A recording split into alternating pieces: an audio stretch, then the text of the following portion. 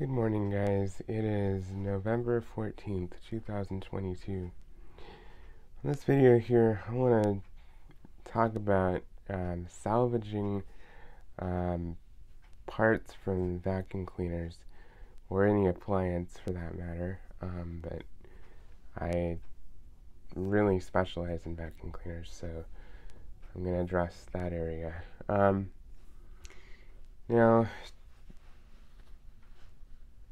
if you go on eBay and you type in like certain vacuum cleaners, say like Kirby vacuum cleaner, Oric vacuum cleaner, or something like that, and you go down the side where it gives you options, like condition, you want to select 4 parts or not working. And sometimes you can find a lot of machines that are either not complete or very worn out. Excuse me, guys. And so, yeah, it's being resourceful. Now, it's not for everyone, and it's not for every repair. If you need just a simple, tiny part, it may not be worth it to buy a parts machine. But if your machine needs an expensive part or a lot of parts or something like that, it may be beneficial to buy a parts machine.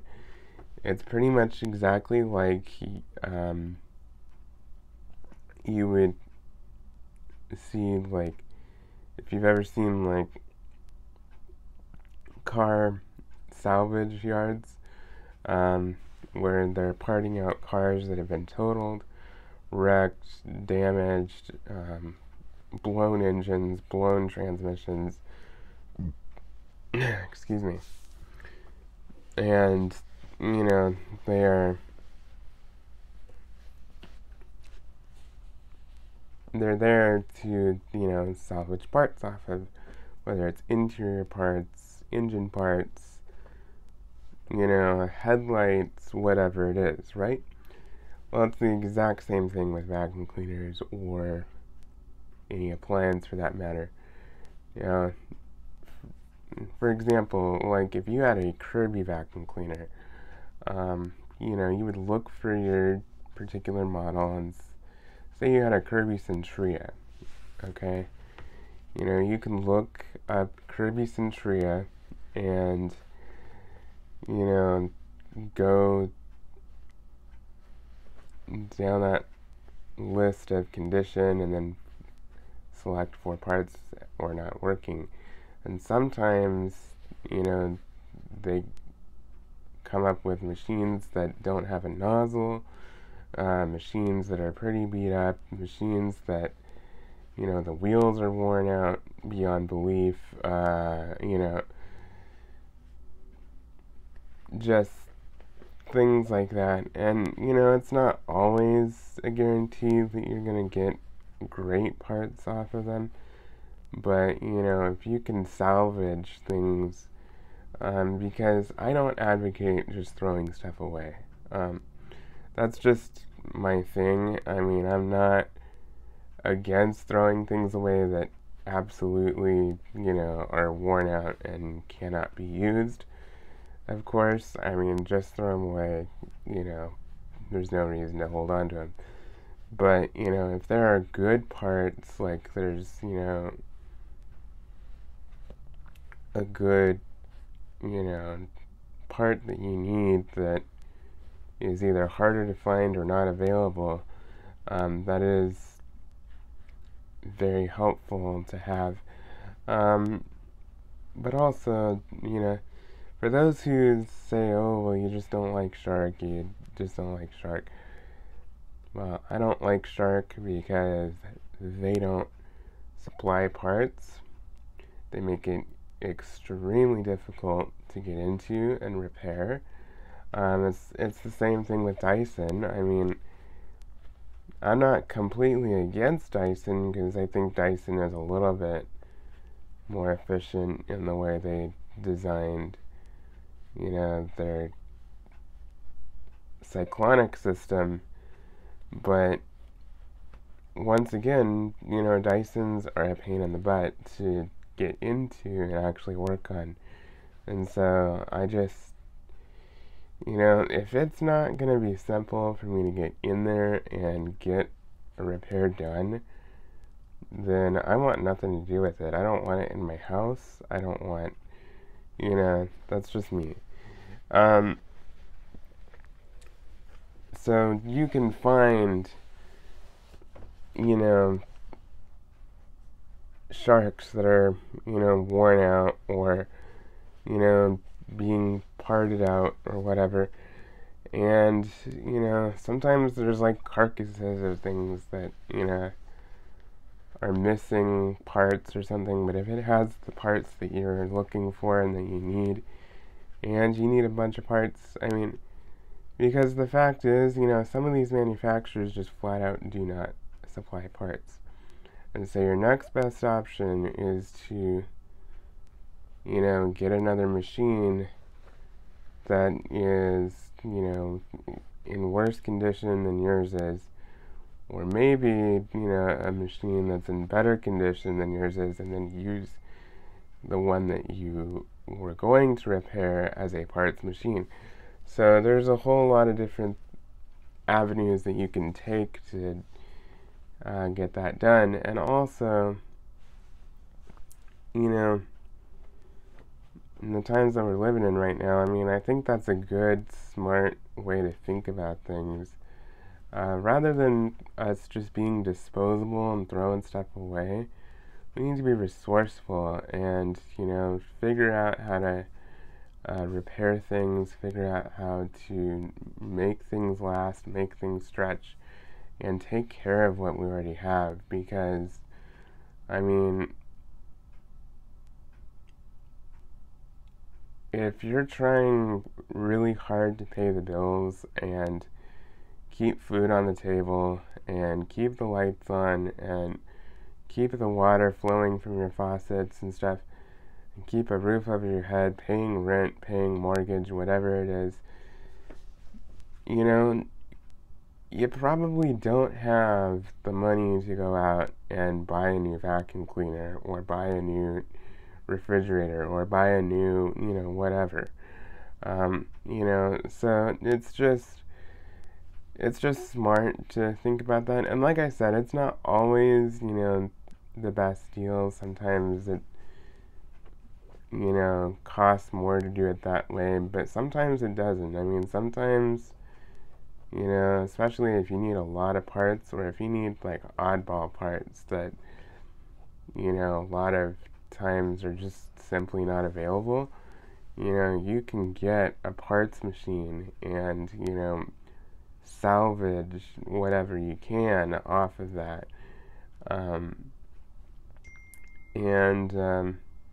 And sometimes they're not always pretty. I mean, they're not always supposed to be pretty. I mean, sometimes you can get some that have deep, deep scratches, deep gouge marks, and been just abused to no end.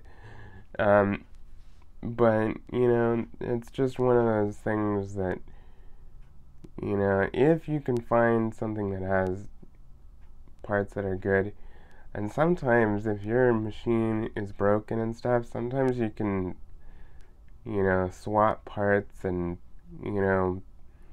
get one working, and then save the other for, any extra parts that you need. I mean, there's just so many different ways of looking at it, and there's so many different ways of doing it.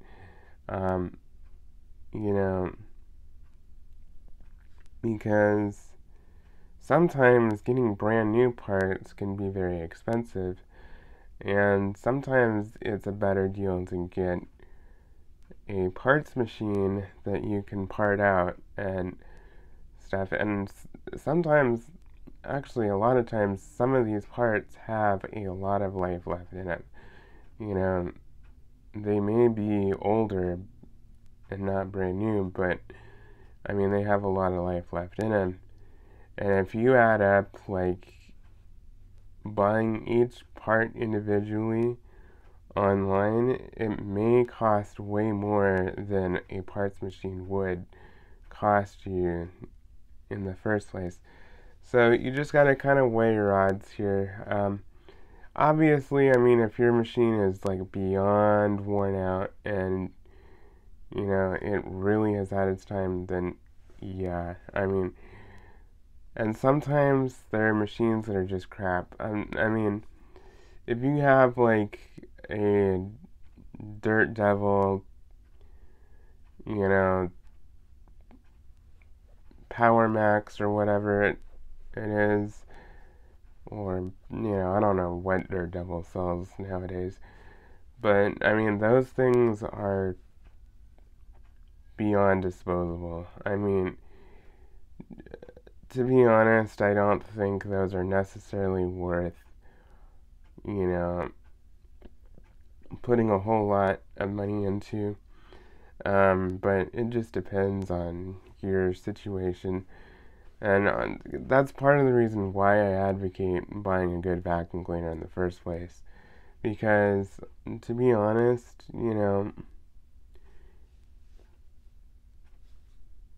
if you buy a good one, you're going to have that thing for 10, 15, 20 years. And most likely, I mean, even if you're kind of rough on it, it'll hold up a lot better. But I do advocate being careful with your machines, taking care of your machines. Um, and I think it is important to get the full 25 years out of a piece of machinery. I mean, I'm all for fixing things. I'm all for, repairing things and, making them last as long as they can and getting them to last for their full life. And I think that's the proper thing to do.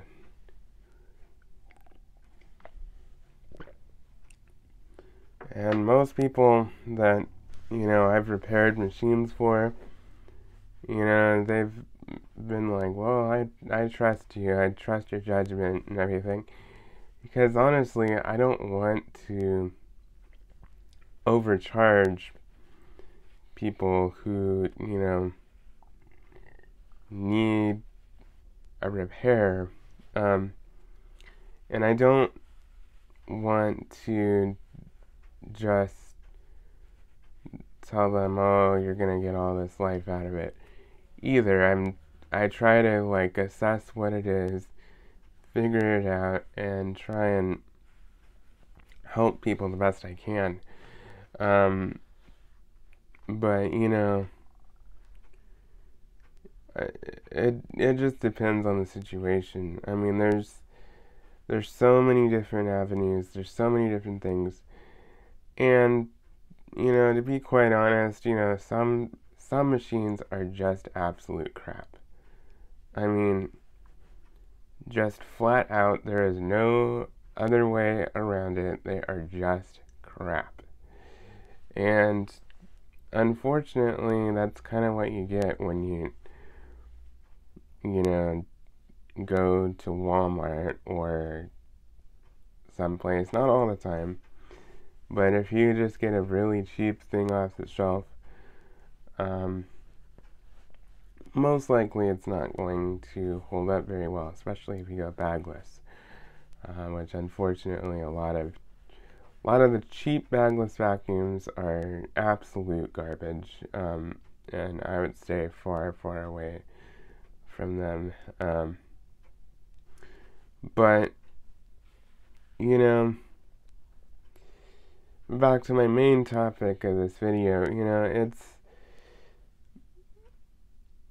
it just makes sense to, be resourceful and try to, figure out how to keep a machine running.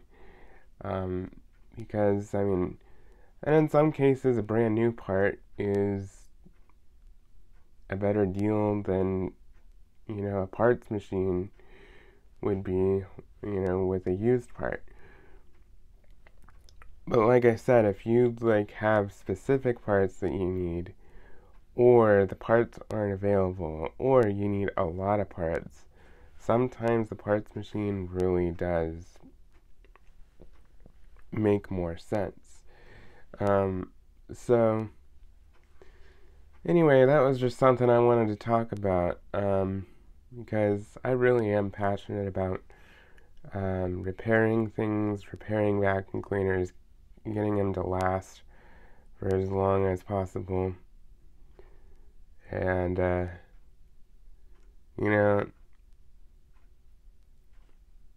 because to be honest, a vacuum cleaner, it doesn't need to be disposable. It doesn't need to be replaced every 5 years or so. I mean, it really doesn't. If you really take care of it and you really keep it clean and keep it in good shape and you repair it when things wear out, you can get 10, 15, possibly even 20 years out of a decent vacuum cleaner. And if you really get a good one like a Kirby or an Oric or something like that, you can go as far as, 30 years, 40 years. The possibilities are endless. So I'm just trying to like get some people to kind of think about some of that, because just being resourceful, and it's always a smart idea to just think about these things. So anyway, please like, comment, and subscribe, and stay tuned for more videos.